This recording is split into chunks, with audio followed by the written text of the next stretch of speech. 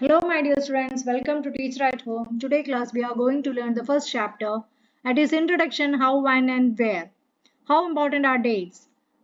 There was a time when historians were fascinated with dates. There were heated debates about the dates on which the rulers were crowned or battles were fought. In the common sense notion, history was synonymous with dates. You may have heard people say, I find history boring when it is all about memorizing dates. Is just a conception true? History is certainly about changes that occur over time. It is about finding out how things were in the past and how things have changed. As soon as we compare the past with the present, we refer to time. We talk of before and after. Living in the world, we do not always ask historical questions about what we see around us.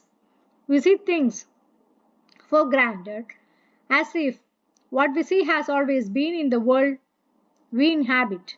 But most of us have our moments of wonder when we are curious and we ask questions that actually are historical. Watching someone sip a cup of tea at a roadside tea stall, you may wonder when did people began to drink tea or coffee. Looking out the window of a train, you may ask yourself, when were railways built and how did people travel long distances before the age of railways? Reading the newspaper in the morning, you may be curious to know how people got to hear about things before newspapers begin to be printed. All such historical questions refer us back to notions of time. But time does not have to be always precisely dated in terms of a particular year or a month. Sometimes it is actually incorrect to fix precise dates to process happen over a period of time. People in India did not begin drinking tea one fine day. They developed a taste for it over time. There can be no one clear date for a process such as this. Similarly, we cannot fix one single date on which a British rule was established or the national movement started. The changes took place within the economy and society. All these changes happened over a stretch of time, can only refer to a span of time, an approximate period over which particular changes became visible. When then do we continue to associate history with a string of dates? This association has a reason. There was a time when history was an account of battles and big events. It was about rulers and their policies. Historians wrote about the year a king was crowned, the year he married, the year he had a child, the year he fought a particular war, the year he died, and the year the next ruler succeeded to the throne. For events such as this, specific dates has to be determined, and in history, such as these debates about dates continue to be important. As you have seen in the history textbooks of the past 2 years, historians now write about a host of other issues and other questions. They look at how people earned their livelihood, when they produced and ate, how cities developed and markets came up, how kingdoms were formed and new ideas spread, and how cultures and society change. Which dates? By what criteria do we choose a set of dates as important? The dates we select, the dates around which we compose our story of the past are not important on their own. They became vital because we focus on a particular set of events as important. If our focus of study changes, we began to look at new issues, a new set of dates will appear significant. Consider an example in the histories written by British historians in India. The rule of each Governor General was important. These histories began with the rule of the first Governor General, Warren Hastings, and ended with the last Viceroy, Lord Mountbatten. In separate chapters, we read about the deeds of others. Hastings, Wellesley, Bentinck, Dalhousie, Canning, Lawrence, Lytton, Ripon, Curzon, Harding, Irvine. It was a seemingly never-ending sessions of Governor Generals and Viceroys. All the days in the history books were linked to the personalities, to their activities, policies, and achievements. It was as if there was nothing outside their lives that was important for us to know. The chronology of their lives marked the different chapters of the history of British in India. Can we now write about the history of this period in a different way? Now we focus on the activities of different groups and classes in Indian society within the format of this history of Governor Generals. When we write history or a story, we divide it into chapters. Why do we do this? It is to give each chapter with coherence. It is to tell a story in a way that which makes some sense can be followed. In the process, we focus only on those events that help us to give shape to the story we are telling.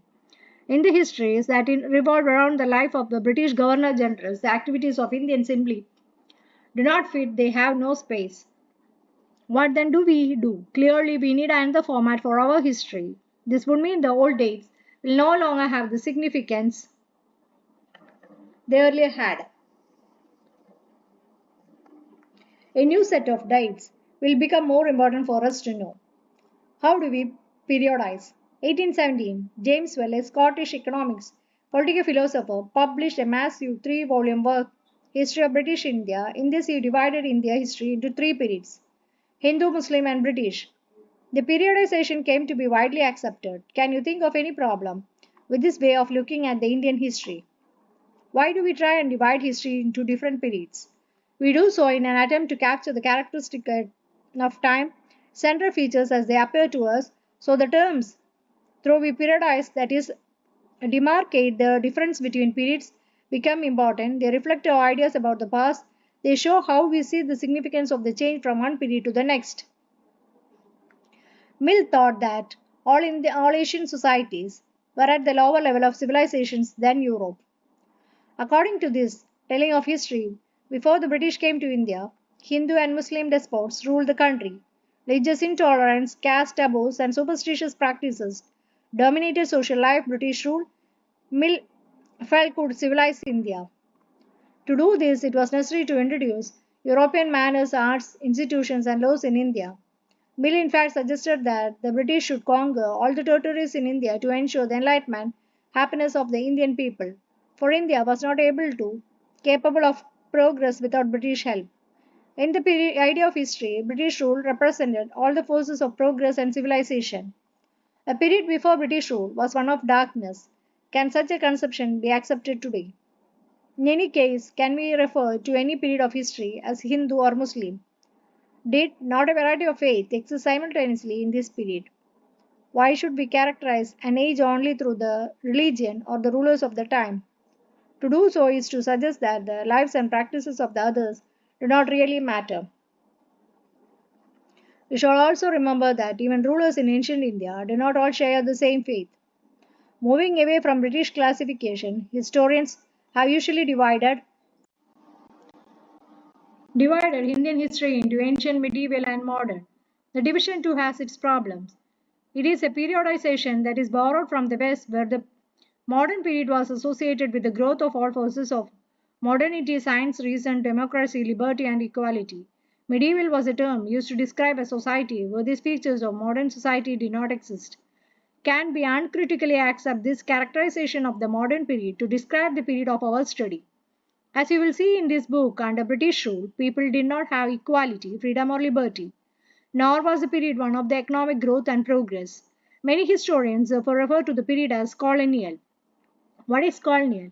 In this book, you will read about the way the British came to conquer the country, establish their rule, subjugating local Nawabs and Rajas. You will see how they establish control over the economy and society, collected revenue to meet all their expenses, brought the goods they wanted to low prices, produced crops they needed for export, and you will understand the changes that came about as a consequence. You will also come to know about the changes British rule brought about in values and tastes, customs and practices. When subjugations of one country by another lead to these kinds of political, economic, social, and cultural changes, we refer to the process as colonization. You will, however, find that all classes and groups did not experience these changes in the same way. That is why the book it is called Our Past in the Plural. How do we know? What sources do historians use in writing about the last 250 years of Indian history? Administration produce records. One important source is the official records of the British administration. The British believed that the act of writing was important. Every instruction, play, policy, decision, agreement, investigation have to be clearly written up. Once this was done, things could be properly studied and debated. This conviction produced an administrative culture of memos, notings, and reports. The British also felt that all important documents and letters needed to be carefully preserved.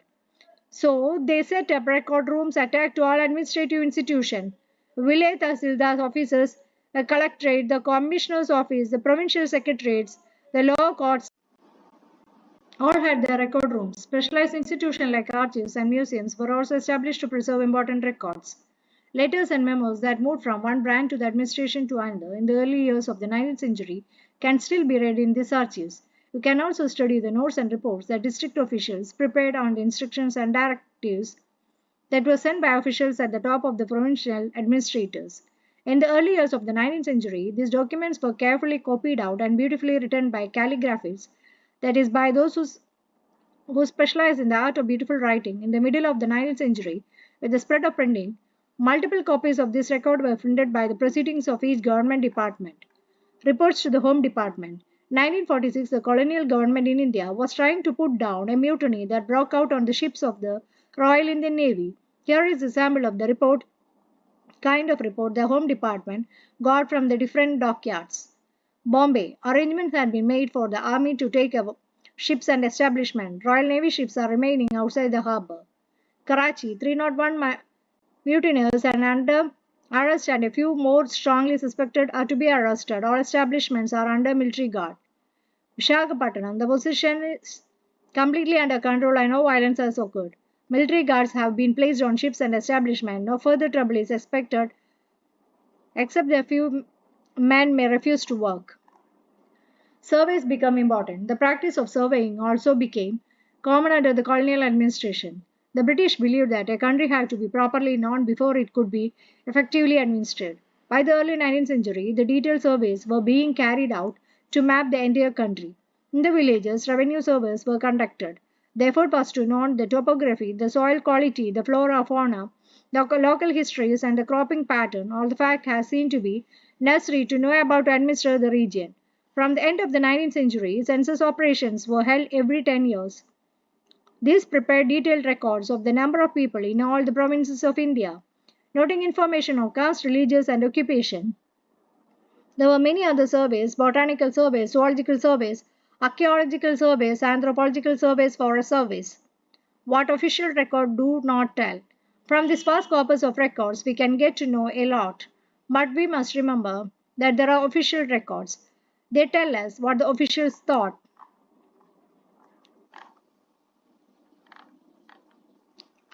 what they were interested in, and what they wished to preserve for posterity. These records do not always help us to understand what other people in the country felt and what lay behind these actions. For that, we need to look elsewhere. When we began to search for these other sources, we find them in plenty. Though they are more difficult to get than official records, we have diaries of people, accounts of pilgrims and travelers, autobiographies of important personalities, and popular booklets that were sold in the local bazaars. As printing spread, newspapers were published and issues were debated in public. Leaders and reformers wrote to spread their ideas, poets and novelists wrote to express their feelings. All the sources, however, were produced by those who were literate. From this, we will not be able to understand how history was experienced and lived by the tribals and the peasants, workers in the mines or the poor on the street. Getting to know their lives is a more difficult task. Yeah, this can be done if we make a little bit of effort. You may read this book, you will see how can this be done. Not fit for human consumption. Newspapers provide accounts for the movement in different parts of the country. Here is a report of a police strike in 1946. More than 2,000 policemen in Delhi refused to take their food on Thursday morning as a protest against their low salaries and the bad quality of food supplied to them from the police line's kitchen.